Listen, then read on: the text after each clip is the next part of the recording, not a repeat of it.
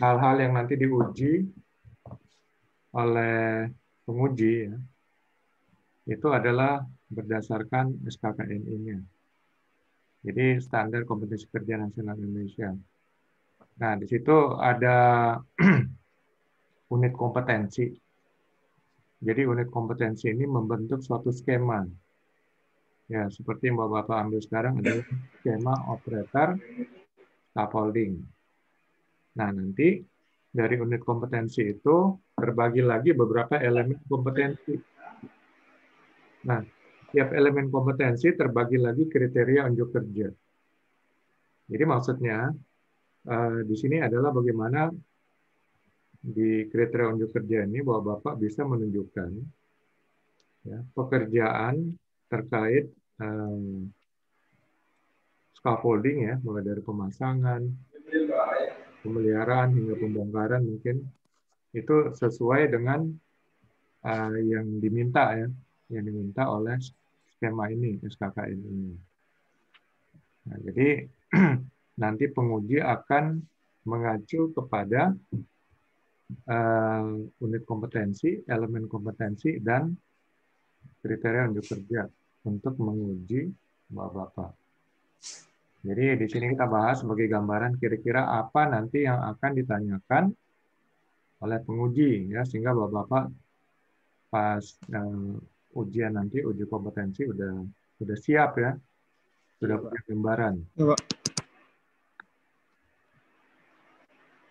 Ya, ini yang kemarin kita sudah bahas ya, struktur sementara itu perancah.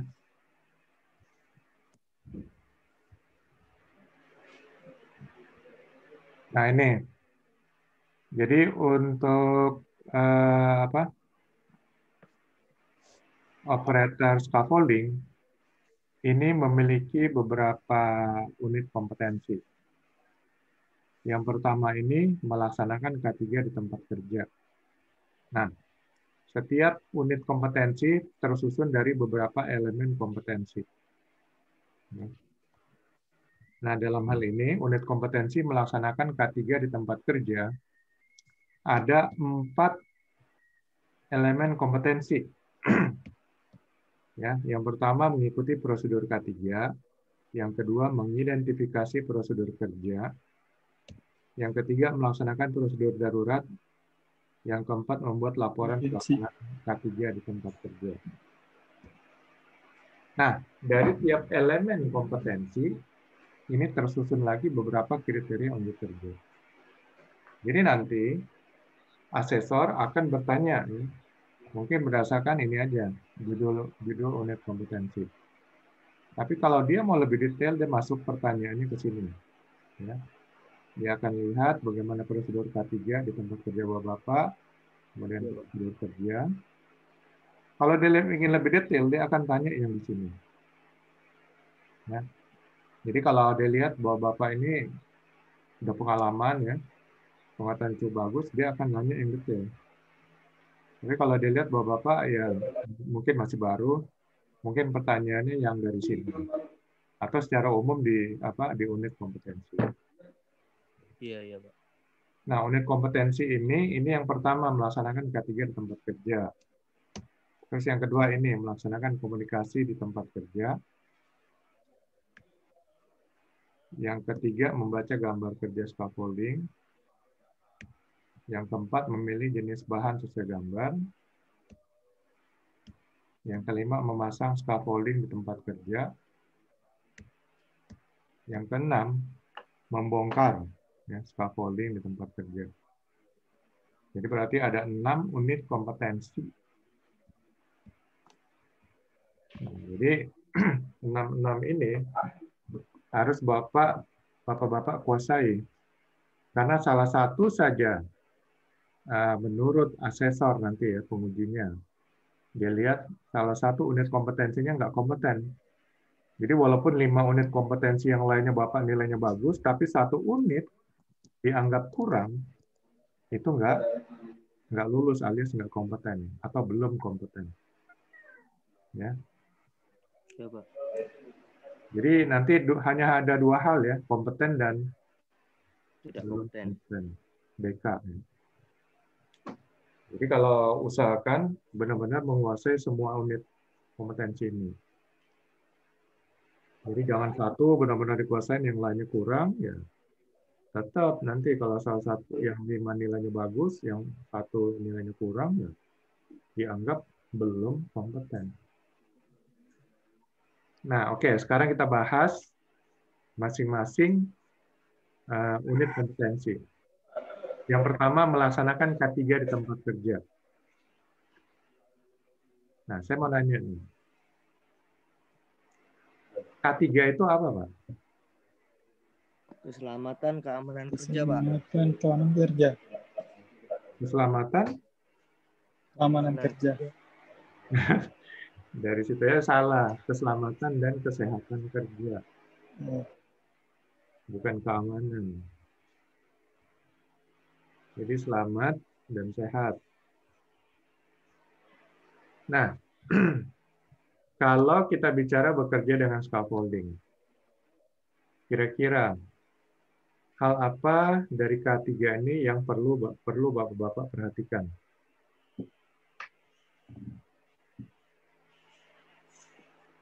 Yang pertama, kalau saya itu adalah untuk masalah keselamatan kerja dilihat dari pendukungnya, seperti misalnya adalah perlengkapan kerja dulu, Pak. Itu masih baik atau masih layak atau tidaknya untuk digunakan untuk keselamatan kerjanya. Apanya Yang kedua, peralatan? ya seperti ya perancahnya segala macamnya kan pasti kita cek dulu seperti Bapak sampaikan. Itu ada yang retak atau yang bengkok atau gimana. Juga sebagai faktor pendukung lain mungkin seperti kita untuk pemasangan seperti sebagai scaffolder harus dilihat juga full body harness-nya atau alat APD. keselamatan yang dilihat juga, Pak. Ya, terus? Dan dilihat juga posisi tempat kerjanya seperti apa. Jadi nanti kalau sudah tahu posisi tempat kerjanya seperti apa, jadi kita bisa mengidentifikasi kira-kira potensi bahayanya seperti apa. Kalau untuk memasang scaffolding, selain tool dan peralatan scaffolding yang layak pakai, kita harus lihat dulu kondisi di lapangan. Jadi nanti pada waktu transfer material semuanya pipa 6 meter, pipa 4 meter. Jadi kalau kita sudah tahu kondisi di lapangan, jadi kita bisa mana meletakkan posisi-posisi material scaffolding itu di tempat yang tepat gitu, Pak. Jadi nanti untuk mengurangi kecelakaan kerja. Jadi kita harus menempatkan posisi-posisi itu juga benar juga, Pak. Oke. Kalau saya loh. Faris. Ya, Pak. Ya, menurut Bapak K3 untuk pekerjaan scaffolding apa yang perlu diperhatikan? Ya, material-materialnya Pak harus diperhatikan. Material scaffolding dan APD untuk keselamatan kerja.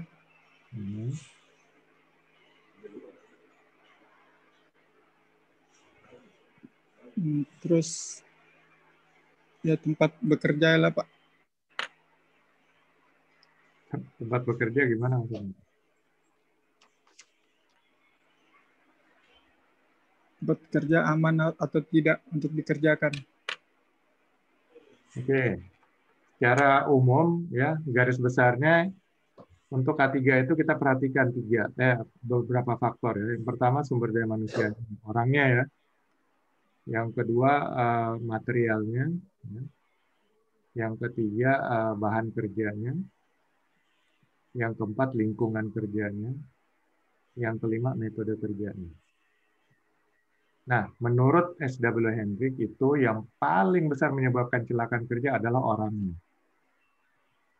Jadi orangnya itu pastikan sudah mengerti pekerjaannya dan kemudian sudah kompeten dengan pekerjaannya itu. Yang ketiga, dia mengetahui cara bekerja dengan aman dan selamat. Dan kemudian dia ini komitmen untuk bekerja mengikuti prosedur yang ada. Jangan shortcut ya atau mau cepat dan sebagainya. Nggak ikut petunjuk dari pengawas, nggak ikut petunjuk dari SOP-nya. Nah, cuman ya namanya manusia itu kan kadang-kadang lupa, lalai dan sebagainya. Itu makanya perlu pengawas. Pengawas yang akan ngawas ini kalau udah lupa melenceng dari jalurnya diingetin. Jadi sumber daya manusia inilah yang penyebab kecelakaan terbesar ya 90% lebih. Yang kedua, materialnya ya atau peralatan kerja. Ya itu juga harus diperhatikan peralatan kerja itu untuk peralatan kerja tertentu ya itu harus disertifikasi juga. Ya seperti sumber daya manusia itu juga disertifikasi kompetensinya ya. Jadi dianggap dia sudah kompeten ya, harus ikut pelatihan dan kemudian diuji. Nah, peralatan kerja gitu juga ada peralatan kerja tertentu yang harus disertifikasi. Artinya dilihat ini sudah benar kalibrasinya. Kalau alat ukur ya terkalibrasi dan sebagainya.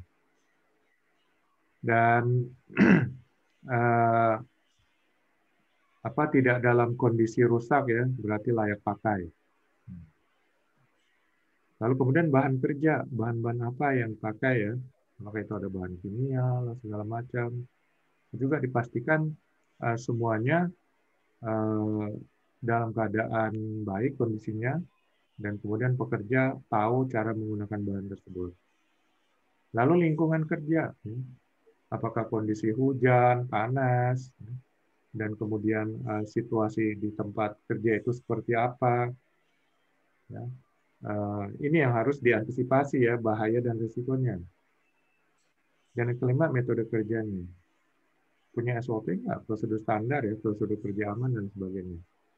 Kalau udah ada, ini apakah benar sudah diuji ya? Jangan hanya copy paste aja dari tempat lain, ternyata nggak cocok di sini gitu ya. Jadi udah harus benar-benar diidentifikasi apakah layak untuk digunakan metode kerjanya. Jadi itu semua yang berhubungan dengan keselamatan dan kesukaan kerja. Kalau serampangan aja, ya, salah satu dari kelima faktor ini itu dapat menyebabkan terjadinya kecelakaan kerja. Ya, itu secara garis besar ya kita bicara mengenai K3. Sekarang di unit di SKKN ini ya tentang scaffolding. Di sini untuk melaksanakan K3 di tempat kerja ada 4 elemen kompetensi. Yang pertama mengikuti prosedur K3, kemudian mengidentifikasi prosedur kerja, kemudian melaksanakan prosedur darurat, dan yang keempat membuat laporan pelaksanaan K3 di tempat kerja. Sekarang, prosedur K3. Kira-kira Pak Dana sama Pak Faris ngerti nggak apa maksud itu prosedur K3? Nggak ngerti, Pak. Ya? Nggak ngerti? Nggak ngerti, Pak. Kalau Pak Danar?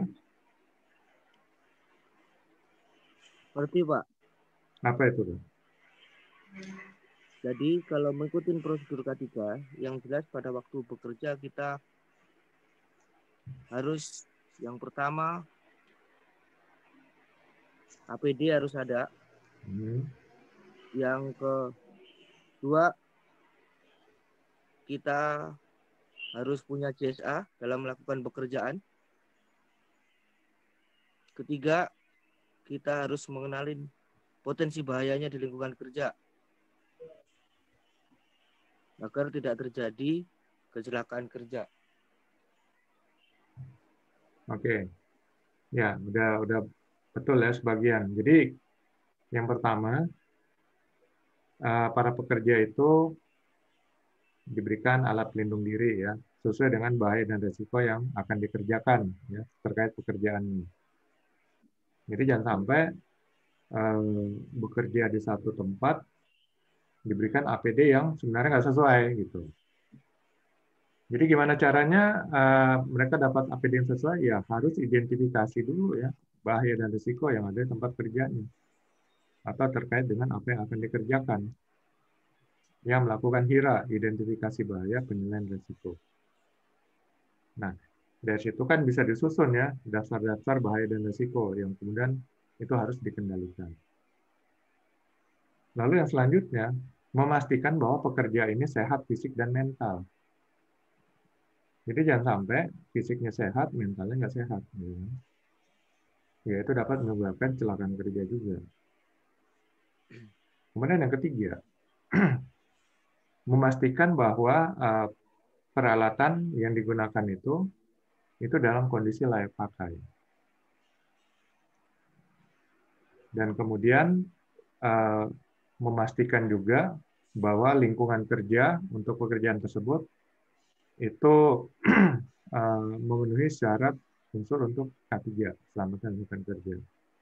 Jadi jangan sampai bekerja dengan scaffolding dari keadaan hujan badai, ya, petir, segala macam. Dan yang lain-lain itu bisa diidentifikasi kira-kira di lingkungan kerja tersebut apa aja bahaya dan risikonya. Ya. Nah, itu harus dikendalikan dulu. Itulah kira-kira prosedur K3. Jadi sini kriteria unjuk kerjanya, prosedur K3 yang terkait disesuaikan dengan ketentuan yang diberlakukan.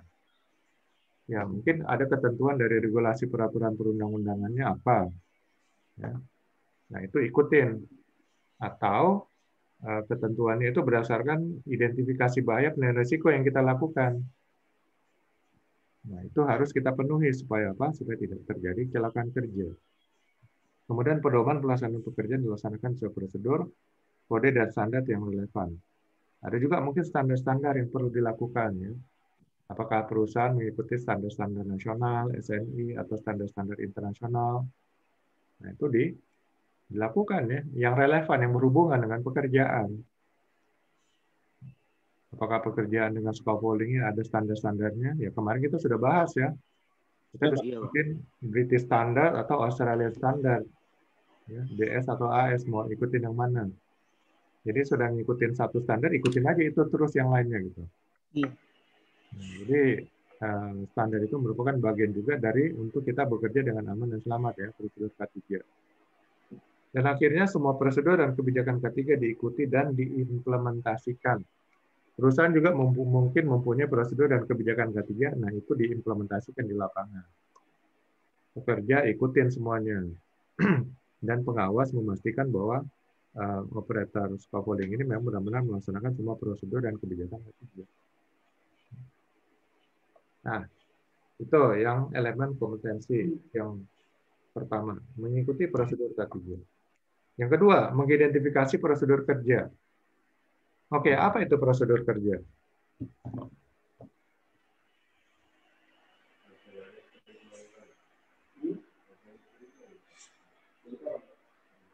Prosedur kerja yaitu kita pada waktu bekerja kita harus misalnya yang misalnya aja kita harus bekerja menggunakan alat sesuai dengan fungsi dan kegunaannya. Jadi biar tidak terjadi kecelakaan kerja. Juga lokasi di tempat kerja itu kita harus bisa mengidentifikasi di mana letak-letak yang mungkin bisa menimbulkan potensi bahaya. Kalau scaffolding kita kan harus bisa tahu. Mungkin kita harus identifikasi dulu di tempatnya. Itu misalnya saja sebelum dipasang base plate, kita harus lihat dulu. Itu tanahnya gembur atau keras atau gimana. Paling tidak kita cari tahu dulu. Karena kita mungkin nanti bisa tahu beban yang akan ditanggung oleh scaffolding, mungkin kita sudah tahu akan sekian ratus kilo atau sekian berapa. Jadi kalau kita sudah tahu kondisi lingkungan, kita akan bisa mungkin dengan cara lain, mungkin kalau pakai base plate tidak mampu, kita kasih balok dulu atau kita kasih batu dulu atau gimana. Jadi potensi bahaya yang menimbulkan risiko kecelakaan kerja harus kita akalin atau disebut dengan acara rekayasa engineering, Pak, agar tidak terjadi. Itulah menurut saya prosedur kerja. Oke. Ya, jadi sebenarnya bedanya prosedur K3 dengan prosedur kerja. Di sini kan lebih fokus K3 ini ke keselamatan ya, dan kesehatan kerja. Prosedur kerja lebih kepada hal-hal teknis. SOP-nya ya. Jadi gimana cara masang apa? Cara masang scaffolding, penyambungannya segala macam itu hal-hal teknis. Nah, itu harus diikutin prosedur kerjanya. Ya. Standar operating prosedurnya ya. Kemudian metode-metode pemasangan segala macam itu prosedur kerja. Ya, mungkin di sini ditambahkan ada apa? Tanda-tanda rambu yang mudah dibaca ya. Kemudian apa? Penyelesaian masalah dirangkum dan dokumentasikan. Jadi setiap ada masalah teknis, ya itu nanti dibicarakan dengan supervisornya. Kemudian solusinya nanti dicatat ya, dokumentasikan. Enggak, kalau besok hadapi masalah yang sama, udah tahu nih solusinya apa gitu. Jadi jangan lupa juga pencatatan itu penting, ya, dokumentasi. Supaya jangan sampai masalah yang sama minggu depan ketemu lagi masalah yang sama lupa, nanya lagi, ini gimana gini, nah, akhirnya kerjanya bolak-balik itu aja. Ya, kalau udah ada dokumentasi, udah ingat, oh ini solusinya begini. Yaitu mengenai masalah teknis di lapangan. Ya. Itu ikutin aja SOP-nya, prosedur kerjanya. Kemudian kalau ada masalah, apa, prosedurnya, lapornya seperti apa, dan sebagainya. Ini masuk ke identifikasi prosedur kerja. Kemudian yang ketiga, melaksanakan prosedur darurat. Ini maksudnya apa nih, Pak Faris?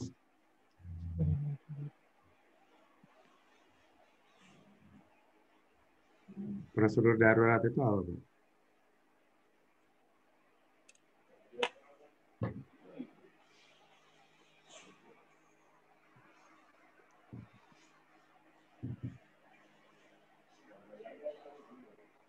Darurat menurut Bapak apa, Pak Faris? Semacam itu Pak.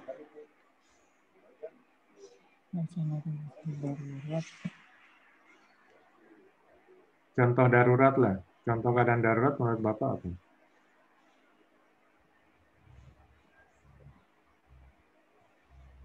Kalau saya adalah Pak, pertolongan pertama pada kecelakaan, Pak. Itu kalau darurat itu para pekerja paling tidak harus tahu itu, Pak.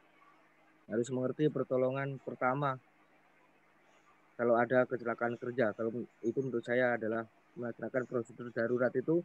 Jadi kalau ada kecelakaan kerja kita paling tidak perlu menunggu tim medis. Kita sudah bisa menanggulangi atau mengerti apa yang akan kita lakukan apabila ada insiden, tidak perlu menunggu tim medis itu menurut saya, Pak. Dari di lokasi. Itu untuk kalau darurat seperti yang kalau yang kita alami dulu itu. Yang saya tahu, Pak. Mungkin memang darurat, tapi bukan tugas Bapak yang harus. Ya, memang belum tugas kami. Itu kita untuk pertolongan pertama, Pak. Pertolongan pertama gitu. Kalau saya tangkap seperti itu, Pak. Kalau prosedur darurat itu, Pak, untuk keselamatan emergensi darurat seperti itu. Kalau saya di keselamatan kerjanya. Oke, kalau kebakaran itu bukan darurat, Pak.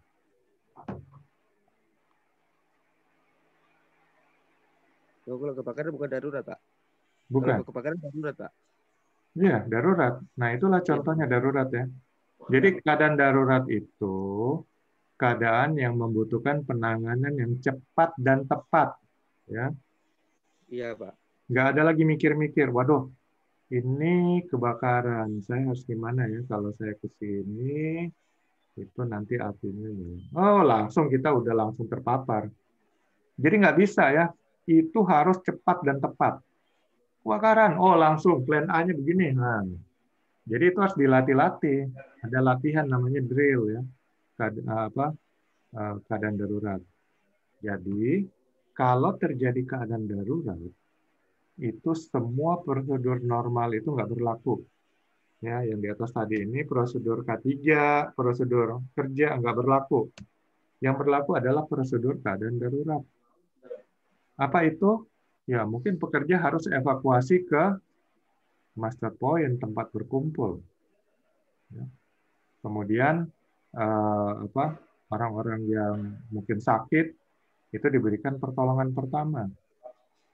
Ya, evakuasi segera di tempat evakuasi, master point diberikan pertolongan pertama secara darurat dan lain-lain. Itu darurat ya. Darurat itu harus gerak cepat, nggak bisa mikir-mikir lagi. Makanya itu harus dilatih-latih ya. Jadi orang nggak nanya-nanya lagi, kita evakuasi kemana ya? Ini nanti jalurnya nggak ada itu. Keburu dia terpapar ya.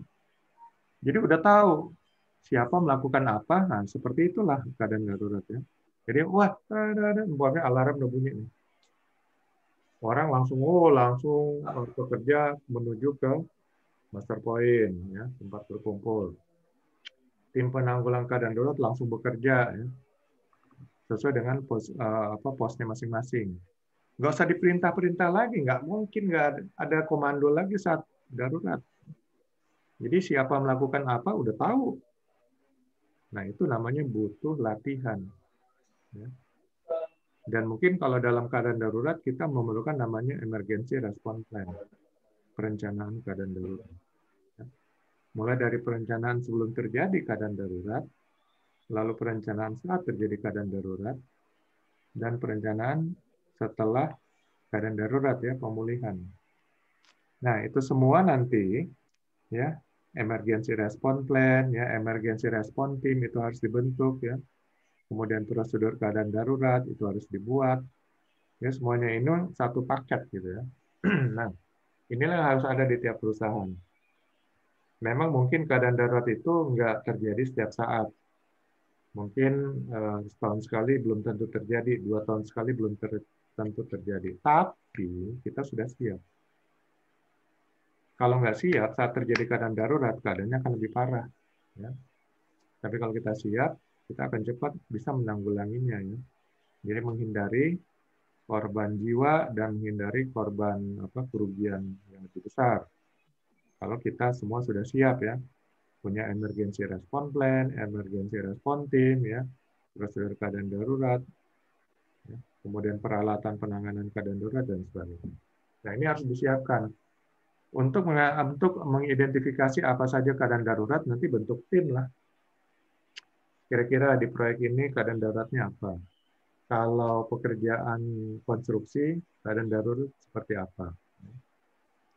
Apakah scaffoldingnya kubu atau apa? Bisa itu mungkin keadaan darurat. Bagaimana penanganannya? Jadi siapa nanti yang tim penanggulangan keadaan darurat? Siapa tim P3K-nya dan sebagainya, itu semua sudah tahu. Jadi nggak perlu ada komando, karena namanya keadaan darurat, nggak bisa komando. Mungkin ketua tim penanggulangan keadaan darurat hanya bilang, kalau plan A ini gagal, dia langsung bilang plan B, ya semua tim langsung bergerak sesuai dengan instruksi yang ada di plan B. Jadi itu namanya gerak cepat ya, kalau keadaan darurat. Nggak bisa mikir-mikir lagi, nggak bisa milih-milih ya, optional nggak ada kalau keadaan darurat.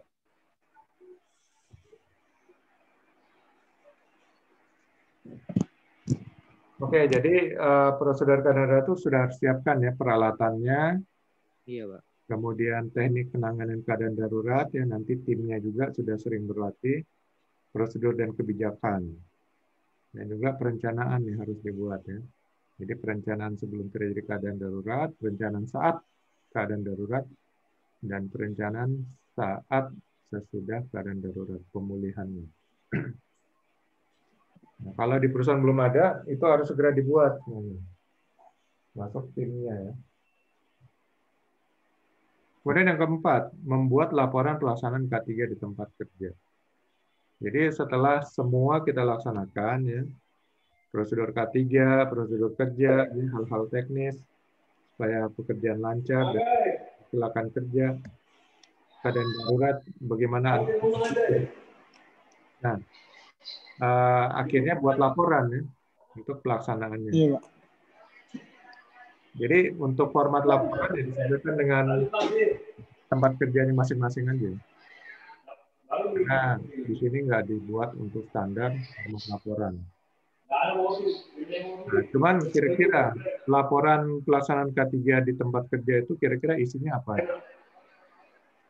Ya, kalau yang kemarin saya jujur aja Pak, kalau saya nggak buat itu yang buat safety, Jadi kalau masalah membuat laporan pelaksana K3 di tempat kerja itu safety yang bikin, saya cuma membaca. Jadi saya baca dari safety kemarin, yaitu dia setiap melakukan ke lapangan, dia mengidentifikasi potensi-potensi bahayanya, terus cara penanganannya, itu yang selalu dicatat di lapangan sama tim safety, Pak.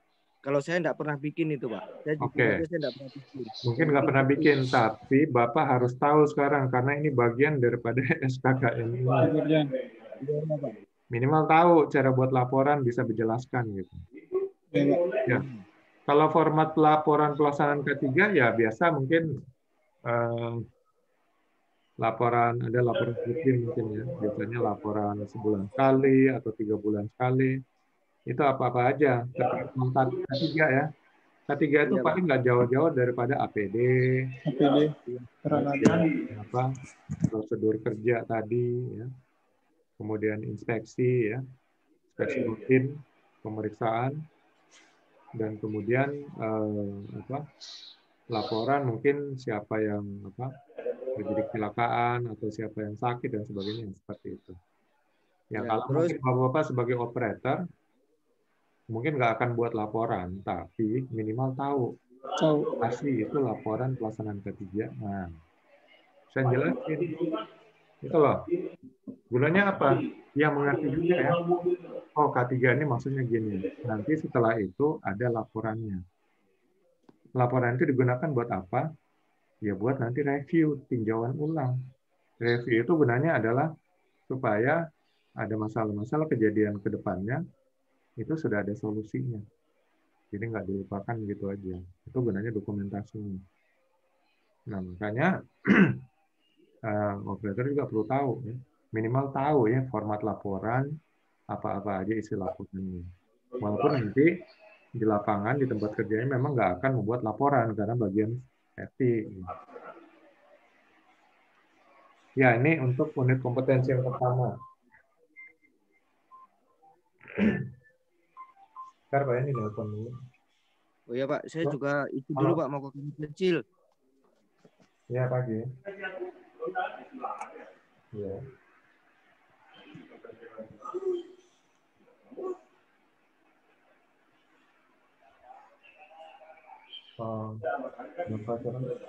Nanti saya telepon lagi ngajar sih.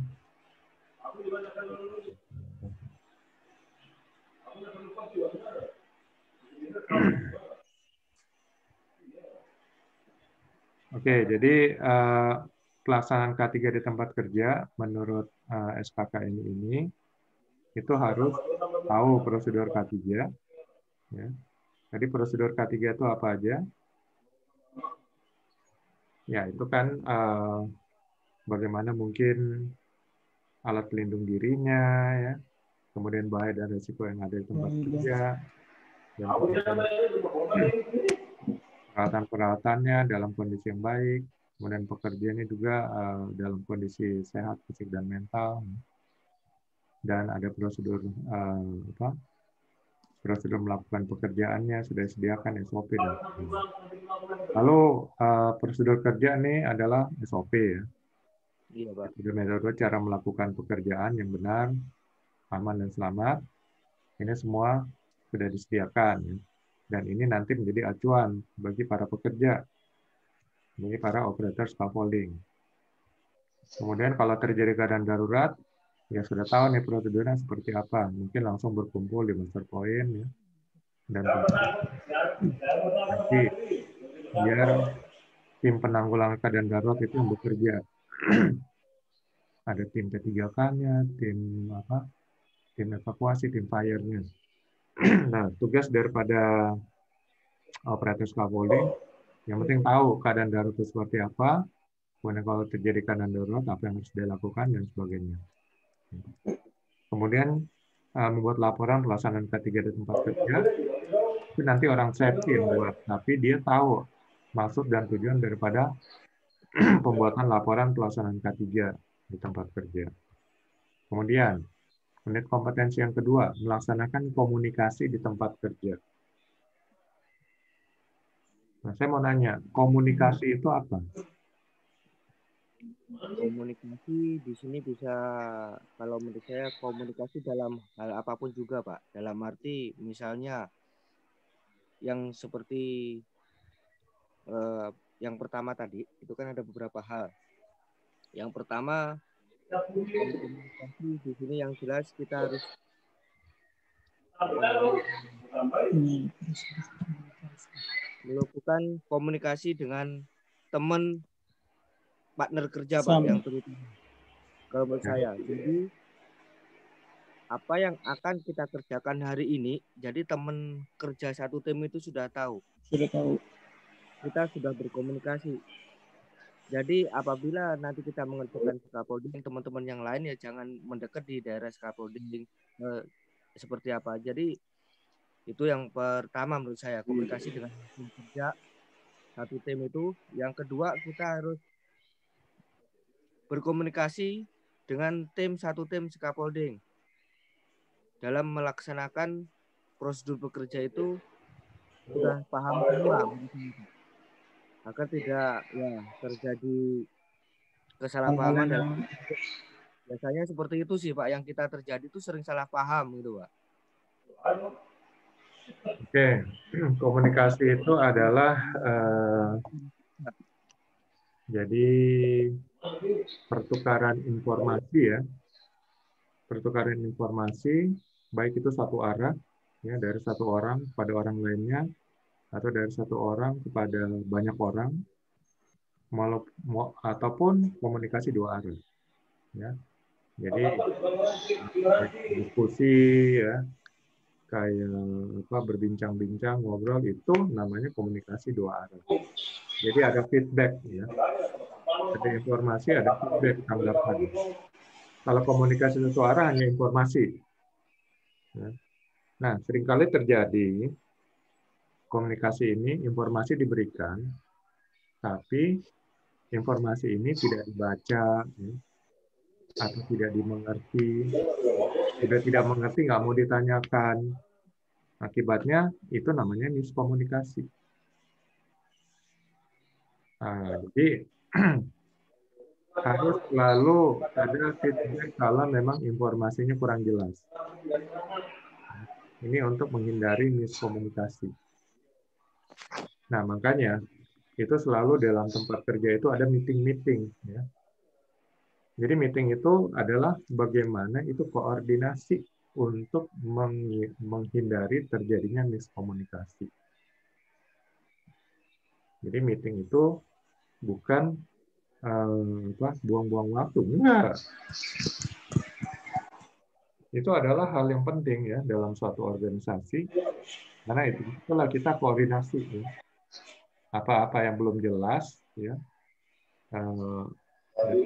dari manajemen maunya kemana, ya, dari pekerjanya tahu arahnya kemana, kemudian bagaimana melakukannya, manajemen kemudian menjelaskannya, pekerja ngerti. Nah kalau belum ngerti tanya, dan juga manajemen habis menjelaskan minta feedback.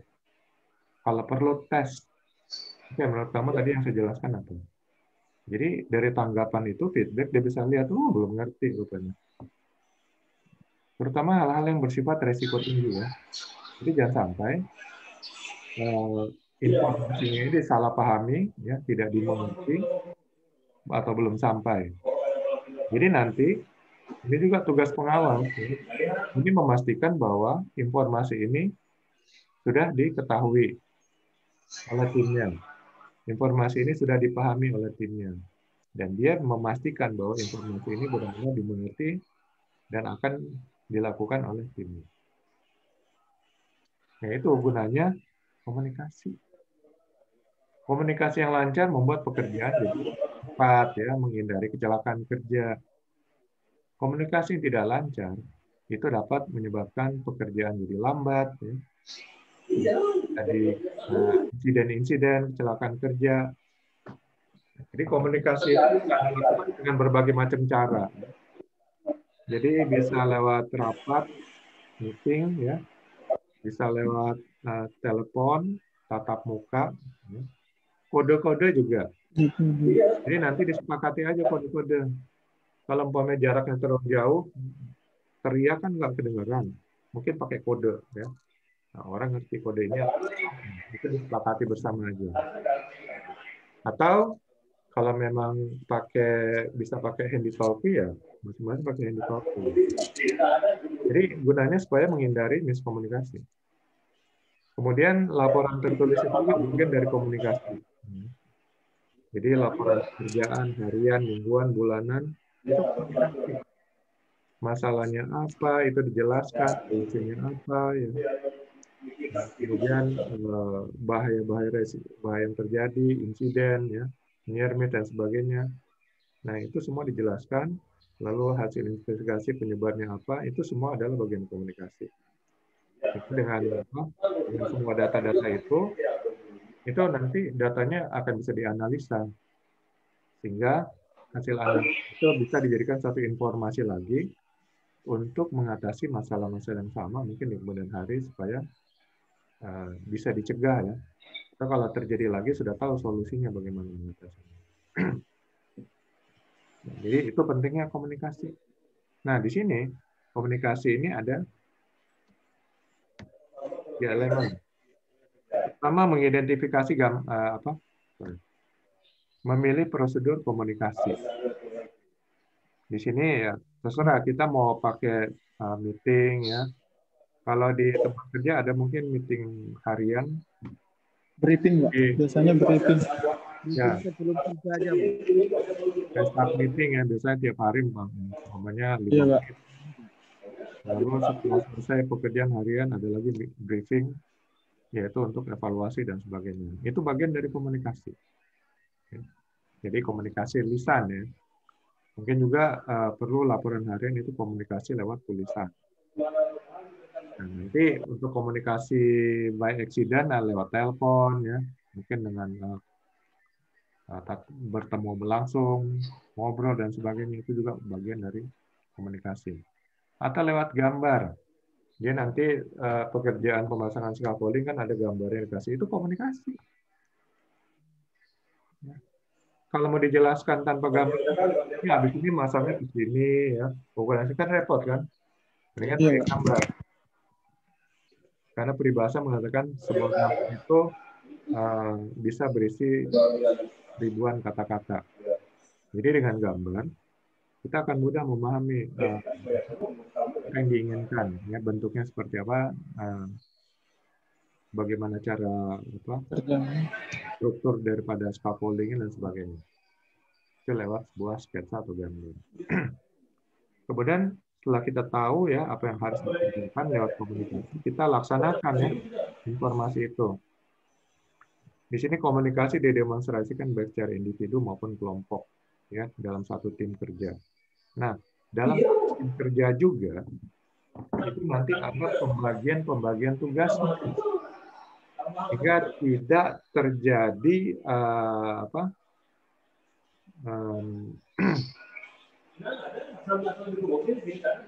suatu pekerjaan, ya, dikerjakan oleh satu orang, yang lainnya malah nggak kerja.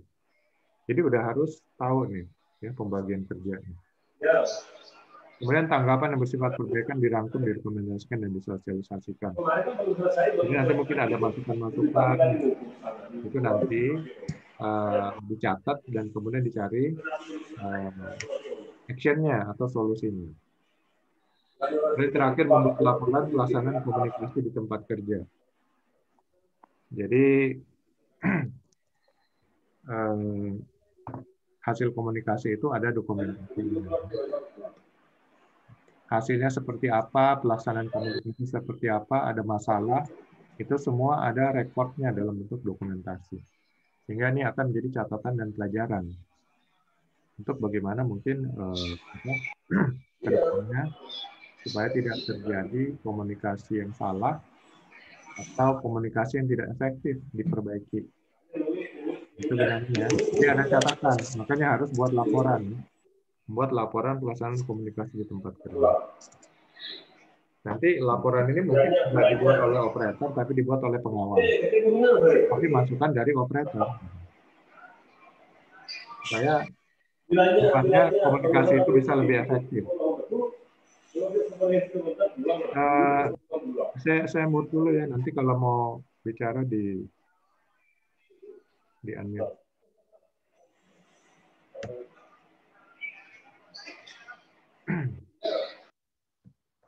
Lalu yang ketiga sekarang membaca gambar kerja scaffolding. Nah, di sini ada 3 elemen kompetensi. Jadi setelah komunikasi, mungkin komunikasi dalam bentuk gambar kerja tadi kan. Nah, operator harus ngerti gambar kerjanya, mungkin simbol-simbolnya itu sudah harus ngerti. Itu bagian dari komunikasi. Jadi komunikasi nggak akan jalan kalau nggak saling ngerti. Kalau kita berbicara dengan orang Inggris, kita nggak ngerti bahasa Inggris, ya percuma, komunikasi nggak jalan. Itu juga dalam membaca gambar kerja scaffolding. Jadi sama-sama sudah punya pemahaman yang sama. Simbol-simbolnya ya yang ada di situ, sama-sama sudah ngerti.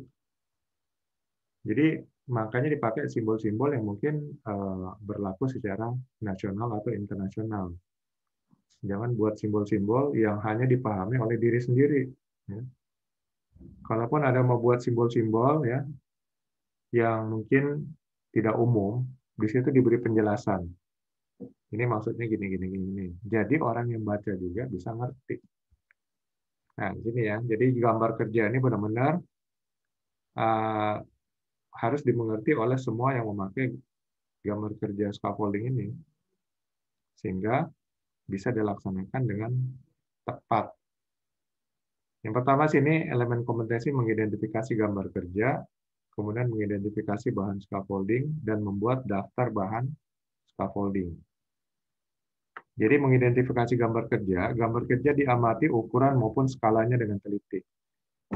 Nah, di sini kan gambar. Gambar itu nggak menggambarkan secara keseluruhan. Ya, umpamanya scaffoldingnya panjangnya 50 meter, nggak mungkin buat gambar juga 50 meter panjangnya.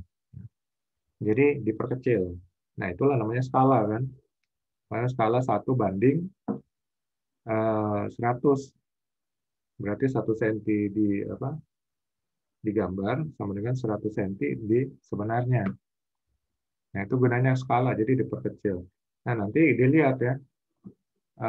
Bapak-bapak nanti akan lihat skalanya berapa, sehingga bisa mengamati ukuran yang sebenarnya dibandingkan dengan ukuran yang ada di gambar. Kemudian tanda-tanda gambar diidentifikasi dengan benar. Jadi jangan sampai salah melihat ya simbol-simbol, kode-kode yang ada di gambar, itu benar-benar diidentifikasi dengan benar. Lalu setelah itu bahan-bahan scaffolding diidentifikasi. Ya.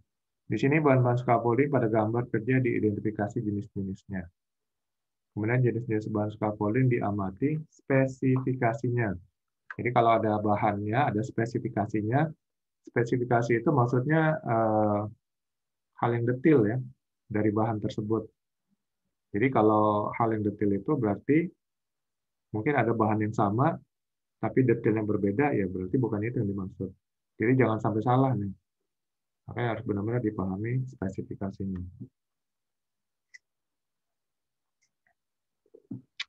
Kemudian membuat daftar bahan scaffolding.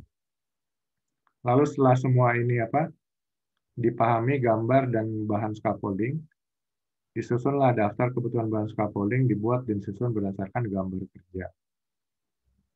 Ya, umpamanya digambar disusun panjang scaffolding nanti 50 meter. Itu bisa diterjemahkan oleh operator sudah mulai menghitung. Ya. Nanti ada berapa ledgernya, transformnya, dan sebagainya. Sudah bisa hitung-hitung semua daftarnya. Ya. Daftar kebutuhan bahan scaffolding diverifikasi. Nah, setelah disusun daftarnya, verifikasi, dicek lagi maksudnya. Ini udah benar atau enggak. Jadi jangan sampai nanti setelah dihitung ternyata salah. Kalau lebih ya masih nggak apa-apa ya. Kalau kurang, ya itu akan repot. Akhirnya pekerjaan akan tertunda lagi. Nah, kemudian unit kompetensi yang keempat, memilih jenis bahan sesuai gambar. Jadi tadi sudah daftar bahan sudah dibuat, kemudian di sini memilih jenis bahan. Di sini ada 2 elemen kompetensi, empat ya. Yang pertama, membedakan jenis scaffolding. Kedua, membuat tabel persyaratan umum untuk semua jenis scaffolding. Yang ketiga, memilih perlengkapan pengikat. Yang keempat, membuat daftar bahan dan perlengkapan scaffolding. Nah, jadi di sini dilihat ya sesuai gambar, nanti jenis scaffolding apa yang akan dibangun. Ya. Yang kemarin kita sudah lihat jenis-jenisnya, ada yang independen, ya, ada yang bird case dan sebagainya, ada yang tower. Nanti sesuai dengan gambar, maka jenis scaffolding apa yang nanti akan dibangun. Kemudian jenis bahan scaffolding dibedakan menurut bentuk dan ukurannya. Jadi nanti ada ukuran pipa sekian mili, yaitu nanti ada berapa jenis.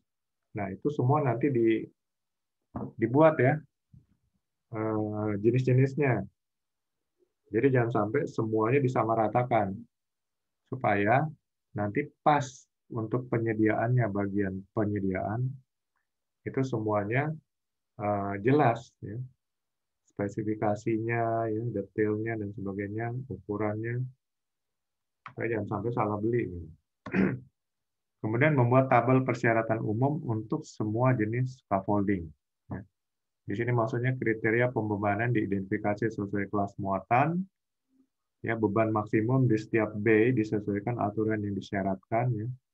Jadi nanti sudah dilihat nih beban maksimum yang ada sesuai pekerjaannya berapa. Makanya apakah harus dibuat yang tipe yang heavy ya, medium atau yang tipe yang soft gitu ya, ringan. Kemudian hasil identifikasi dimasukkan dalam tabel sesuai format yang tersedia. Jadi nanti sudah dibuat nih tipe dari scaffoldingnya apa nih untuk pekerjaan berat kah, menengah atau yang ringan dan sebagainya, sehingga sudah bisa dipilih bahan scaffolding yang sesuai. Kemudian memilih perlengkapan pengikat. Jadi untuk penyambungan dan pengikatan, apakah dengan memakai tipe modular ya? Kalau memang diminta modular itu kan lebih simpel. Tapi kalau dipakai tali ya nanti dilihat harus pengikatan pakai tali, kawat dan sebagainya yang seperti apa. Perlengkapan utama pada scaffolding dipilih untuk mempertimbangkan terhadap kekokohan dan kestabilan. Jadi kalau memang diperlukan yang kokoh, ya perlengkapan pengikat apa yang akan dipilih. Ya. Kemudian perlengkapan bantu lainnya pada scaffolding dipilih sesuai kebutuhan. Jadi untuk yang lain-lainnya nanti dipilih sesuai kebutuhan, ya sesuai jenis scaffolding yang akan dibangun. Kemudian membuat daftar bahan dan perlengkapan scaffolding. Di sini daftar kebutuhan bahan dan perlengkapan scaffolding dibuat dan disusun berdasarkan gambar kerja, dan daftar kebutuhan bahan dan perlengkapan scaffolding diverifikasi. Ya, setelah disusun dicek lagi sudah benar atau tidak ya daftar yang dibuat sesuai dengan bahan-bahan dan perlengkapan dari scaffolding. Jadi semuanya disusun berdasarkan gambar kerja. Dan kemudian disusun sesuai dengan jenis scaffolding yang akan dibangun. Nah, ini benar-benar harus melalui suatu perhitungan ya. Jadi jangan sampai nanti buat daftarnya salah, ya. Baik salah spesifikasi maupun salah dalam jumlah, salah dalam ukuran bahannya dan sebagainya. Nah, ini harus teliti, makanya harus ada cek dan recheck. Ya. Ada verifikasi lagi. Oke, untuk unit kompetensi yang keempat ini ada pertanyaan atau tanggapan? Kalau saya sudah lebih enak ini Pak, lumayan jelas ini Pak kalau yang keempat ini Pak. Ya. Lumayan jelas, tapi kalau kadang-kadang yang jadi masalah Pak, ini kalau ini kriteria pembeban yang tadi yang keempat, jadi membuat daftar bahan dan perlengkapan scaffolding. Jadi kadang-kadang begini Pak yang jadi Ah, sama kita. Jadi tapi masih bisa kita akalin. Ini sharing aja Pak ya. iya, iya, silakan. Jadi kita bikin scaffolding. Kita sudah tahu kebutuhan scaffolding mungkin pipa 6 meter sekian, 4 meter, 2 meter maupun papan nasibannya butuh ini aja, klaim hidup, klaim mati dan lain-lain sudah.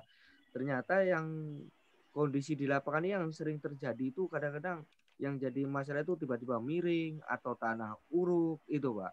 Atau yang jadi masalah kadang-kadang kita itu masuk di sisa proyek orang. Jadi proyek yang pertama sudah selesai, kita proyek selanjutnya kita yang ngerjain, ya itu kadang-kadang sisa-sisa material itu apa berhambur itu kadang-kadang kita yang jadi masalah Pak di lapangan itu. Jadi kita kadang-kadang pipa scaffolding itu jadi kita pakai untuk alas inilah itulah, jadi kadang-kadang sedikit kekurangan itu Pak. Kadang-kadang itu Pak yang kita alamin Pak. Oke. Ya, itulah gunanya nanti semua permasalahan, ya, semua permasalahan itu di list, dicatat dalam bentuk nanti buat laporan. Kenapa itu gunanya? Nanti dari masalah ini kira-kira solusinya apa? Ya mungkin Pak solusi pertama yang ini umpamanya. Ternyata kurang berhasil, cari solusi lainnya. Jadi ini buat bahan pembelajaran ke depannya. Next, ya, kalau ada proyek yang sama, masalah yang sama, kita nggak perlu lagi try and error lagi kan? Iya. Sudah ada solusi. Nah, itu gunanya ya pencatatan dan dokumentasi. Jadi pekerjaan akan lebih cepat, lebih efektif. Mungkin untuk pekerjaan pertama ya kita perlu try and error. Ya. Masalah-masalah kita cari solusi, nggak cocok, kita pakai, coba solusi yang lain. Tapi dicatat semuanya itu. Sehingga ke depannya ketemu masalah yang sama, kita sudah punya solusi yang bisa kita langsung terapkan sehingga pekerjaan bisa lebih cepat.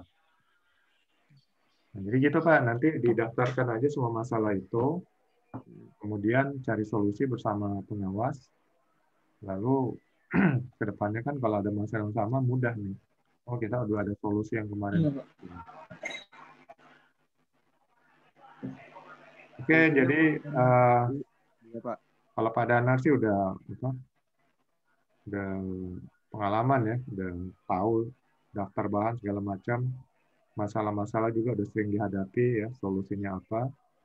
Ya, Nah, intinya kalau menurut saya komunikasi itu memang yang terpenting Pak sebelum melaksanakan suatu pekerjaan atau itu memang harus yang penting biar tidak terjadi sesuatu hal yang tidak diinginkan Pak. Itulah, komunikasi, lisan, tulisan itu semua adalah bagian daripada tiap pekerjaan. Tiap pekerjaan itu ada mungkin improvement-nya ke depannya. Gitu. Iya, Pak. Oke, setelah kita baca gambar ya, kita kemudian membuat list daftar bahan kerja, material yang diperlukan, ukurannya, spesifikasi dan sebagainya, jenis-jenisnya. Maka di unit kompetensi yang kelima ini memasang. Jadi sudah mulai take action yang memasang scaffolding di tempat kerja. Ini ada 4 elemen kompetensi juga. Yang pertama, mensurvei lokasi kerja pembangunan scaffolding. Yang kedua, melengkapi bahan, peralatan kerja, dan perlengkapan pengaman scaffolding. Yang kelima, memasang scaffolding. Yang keenam, pelaporan hasil pemasangan scaffolding. Ya, jadi sama ya, semua prosedurnya, langkah-langkahnya sama. Jadi selalu diakhiri dengan laporan. Itu gunanya, maksudnya ada dokumentasinya. Dokumentasi ini kan sebagai bukti bahwa Bapak memang benar-benar sudah melakukan pekerjaan itu, ya. Masalahnya apa, solusinya apa, itu semua nanti jadi bahan pembelajaran. Kemudian di sini yang pertama, mensurvei lokasi kerja pembangunan scaffolding. Jadi sebelum semua bahan kan sudah ada nih, sebelum pekerjaan pemasangan dilakukan ya survei dulu tempatnya. Bagaimana permukaan tanahnya, ya, tanah gembur, tanah keras, dan sebagainya. Itu nanti akan ada perlakuan yang berbeda dalam pemasangannya. Ya. Mungkin fondasinya akan berbeda-beda apabila tanahnya mungkin keras atau gembur dan sebagainya. Ya, jadi memperhatikan level permukaan tanah disurvei untuk dirancang sebagai tempat pijakan scaffolding. dan kemudian garis batas maupun titik acuan ditunjukkan dengan jelas. Jadi nanti batas-batas dari penempatan nanti standar-standar untuk scaffolding dan sebagainya itu jelas nantinya. Sudah ada titik-titiknya di mana untuk penempatannya itu. Kemudian tanah lokasi diperiksa kepadatannya untuk diketahui daya dukungnya. Jadi kemarin kan Pak Dana juga bilang, ya, jadi seringnya pakai fondasinya dari kayu, bukan base ya. Iya, Pak. Karena tergantung tanahnya mungkin gembur. Jadi dengan kayu itu ya sudah tahu ya, kalaupun tanahnya gembur, kurang padat, ya dengan fondasi kayu itu semuanya bisa diatasi. Karena dengan kayu yang lebar, itu nanti bebannya akan merata kepada sesuai dengan luas daripada kayu tersebut. Kemudian yang kedua, melengkapi bahan peralatan kerja dan perlengkapan pengaman scaffolding. Jadi nanti semua bahan perlengkapan kerja, ya, perlengkapan pengaman scaffolding ini semua dipasang ya. Diameter dan ketebalan bahan pipa scaffolding disediakan sesuai kebutuhan. Peralatan kerja dipersiapkan untuk merangkai scaffolding. Dan perlengkapan pengaman disediakan dan dicatat sesuai kebutuhan. Jadi perlengkapan pengaman itu ya pengaman untuk scaffolding ya, penyambungan-penyambungannya. Jadi bedakan perlengkapan pengaman dengan alat pelindung diri. Kalau alat pelindung diri itu untuk melindungi pekerjanya. Sedangkan perlengkapan pengaman atau safety devices itu untuk pengaman dari alatnya. Ya. Dalam hal ini scaffolding. Jadi perlengkapan pengamannya akan membuat scaffolding ini lebih kokoh ya, tidak mudah goyah dan rubuh. Kemudian setelah itu barulah dipasang scaffoldingnya. Jadi setelah semua tersedia, titik-titik yang sudah diketahui, ini scaffolding mulai didirikan. Nah, di sini perlu instruksi kerja pemasangan scaffolding. Dilaksanakan sesuai SOP, Standard Operating Procedure. Jadi nanti berdasarkan metode-metode yang sudah ada ya, pemasangannya. Jadi apakah harus ini dulu, dimulai dari sini dan sebagainya, itu semua sudah ada berdasarkan petunjuk ya operating prosedurnya. Kemudian posisi dan tempat kedudukan scaffolding diperiksa dalam arah vertikal dan horizontal. Jadi nanti pengecekan lagi ya arah vertikalnya dan kemudian horizontalnya semuanya sudah lurus atau enggak gitu. Jadi nanti pakai water leveling ya. Jadi water pass supaya memastikan ya ini semuanya rata. Kemudian vertikalnya juga lurus. Karena kalau ada kemiringan sedikit, itu akan scaffolding itu mudah goyah. Dan kemudian pelaporan hasil pemasangan scaffolding. Ya, di sini dilaporkan masalah-masalah apa yang terjadi dan solusi yang diambil itu semua dilaporkan. Sehingga ini akan menjadi catatan dan dokumentasi supaya kalau ada masalah yang sama, itu akan mudah ya ke depannya untuk dicari solusinya karena sudah ada solusi dari pekerjaan sebelumnya gitu. Kemudian pelaporan pemasangan scaffolding diverifikasi. Jadi setelah buat laporan, diverifikasi lagi ya. Jadi jangan sampai laporan itu salah. Maksudnya terutama laporan mengenai masalah-masalah dan solusinya. Supaya ini akan menjadi catatan ya di kemudian hari mungkin bisa digunakan. Kemudian yang ke 5 nih. Membongkar scaffolding di tempat kerja. Ya, jadi setelah dipasang, selesai pekerjaan, ya, maka scaffolding akan dibongkar. Di sini ada 3 elemen kompetensi: melaksanakan langkah kerja pembongkaran, kemudian mengidentifikasi perlengkapan pengaman scaffolding, Dan ketiga, pelaporan hasil pembongkaran scaffolding. Jadi, langkah pembongkaran juga harus ada SOP-nya. Jadi jangan pikir pembongkaran itu gampang ya. Harus ada prosedurnya. Dari mana mulai dibongkarnya. Kalau salah ya bisa rubuh nanti. Bisa terjadi insiden. Ya. Kemudian perlengkapan pengaman, peralatan pengaman yang sudah dilepas dari rangkaian scaffolding dicatat kembali dan disesuaikan dengan rencana pemakaian berikutnya. Jadi catat nih semua bahan-bahannya, jangan sampai ada yang hilang, rusak, dan sebagainya. Peralatan pengaman yang sudah dilepas dari rangkaian scaffolding ditempatkan pada tempat yang aman. Kemudian buat laporan juga ya, hasil pembongkaran scaffolding dilaporkan dan pelaporan pembongkaran scaffolding diverifikasi. Jadi hasil laporan juga dicek lagi ya, jangan sampai ada yang salah atas laporan hasil pembongkaran. Kemudian unit kompetensi yang terakhir mempersiapkan lokasi penempatan scaffolding.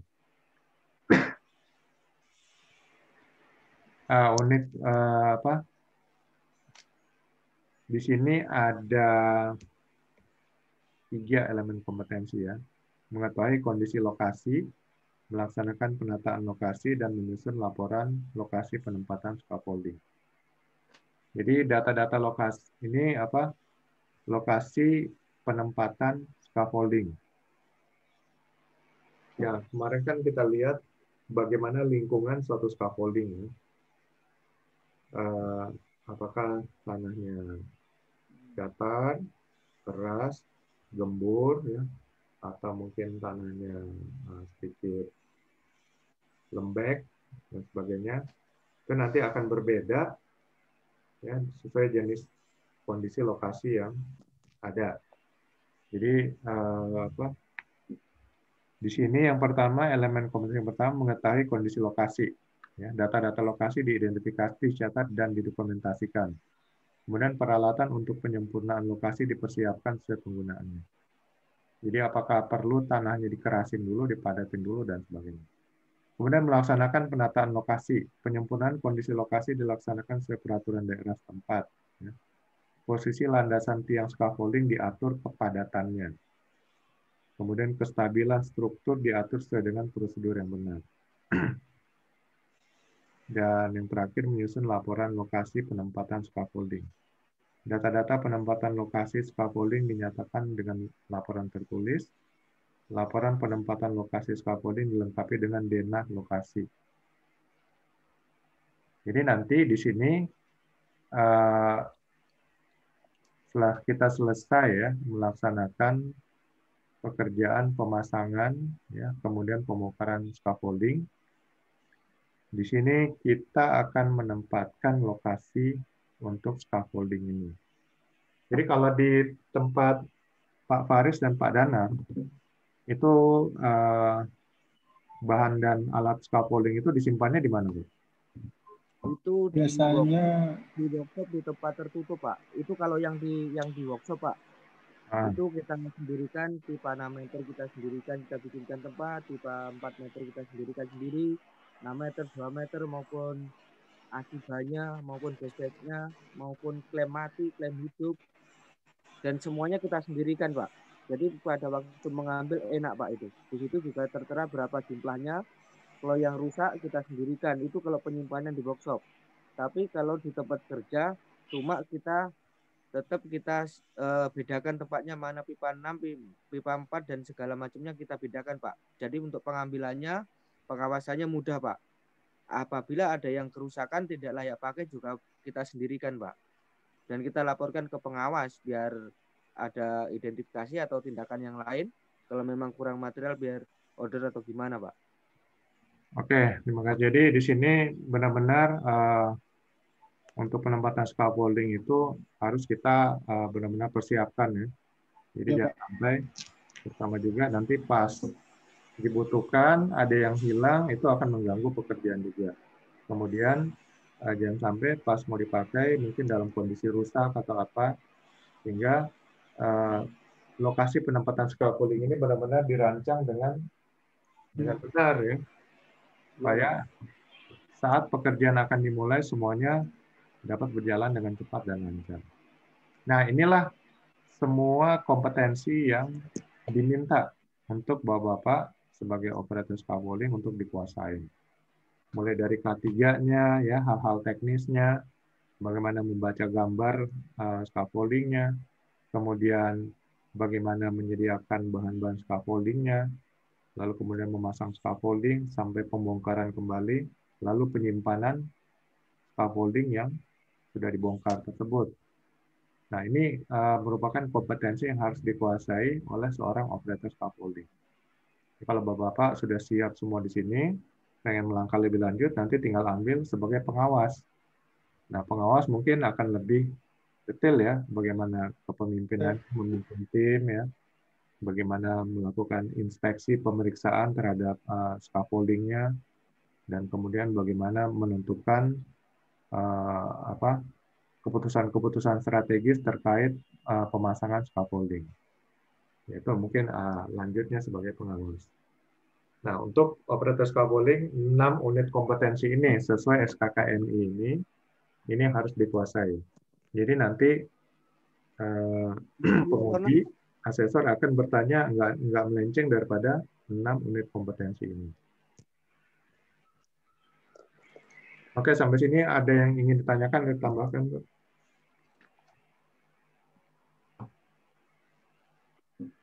Ya, kalau masalah ini kita kurang lebihnya yang sudah kita sering kerjain di lapangan, Pak. Ya, mungkin kita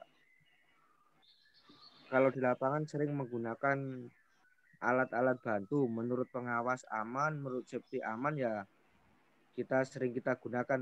Itu aja pasti, Pak. Tapi kalau alat-alat di sini kan cuma tidak disebutkan seperti tali tambang dan segala macamnya, atau itu juga alat-alat bantu lain di lapangan kita yang nggak ada di sini, Pak. Lakukan. Cuma itu aja, Pak. Ya, di sini nggak secara spesifik. Nanti kan dijelaskan Bapak apa aja alatnya, ya, materialnya. Ya, kalau Ya, Pak. Nah, dijelaskan ke penguji nanti. Ya. Kalau harus didetailkan satu persatu nanti makin banyak nih, Pak. Ini kalau ini sudah ya. Sudah cukup paham lah, Pak. Kita di lapangan, Pak. Mungkin ya cuma langkah-langkahnya aja kadang-kadang kita yang masih perlu kita baikin gitu, Pak. Nah, itu nanti diperbaiki di SOP-nya, metode kerjanya. Nah, itu harus dirundingkan dalam satu tim, Pak. Baik orang testingnya, orang teknisnya, supervisor, ya, pengawas dan sebagainya. Jadi kumpul nih, lalu membahas ini metodenya kita perbaiki supaya lebih efektif, efisien dan sebagainya. Iya. Oke, mungkin lanjutnya kita sedikit melihat tentang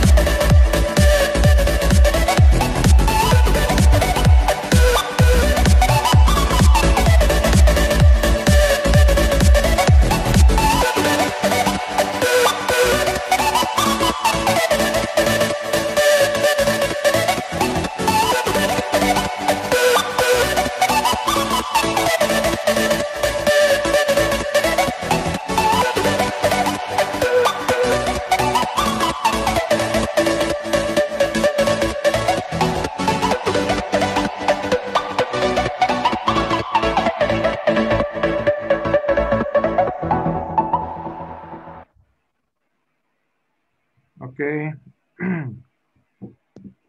Jadi hari ini pembahasan mengenai SKKN ini sudah selesai.